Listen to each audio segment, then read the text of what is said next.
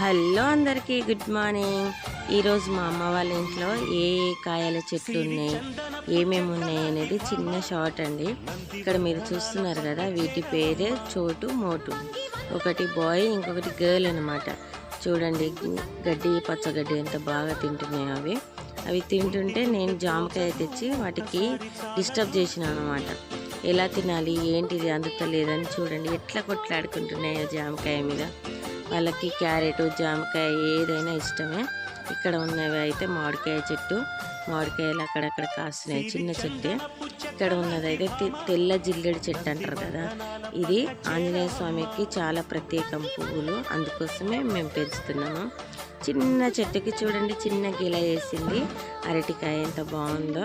ఇవన్నీ పండినాక కూడా చూపిస్తాను. బాయ్ ఫ్రెండ్స్, మీకు నచ్చితే ఒక లైక్ చేసి సబ్స్క్రైబ్ చేసుకోండి. బాయ్.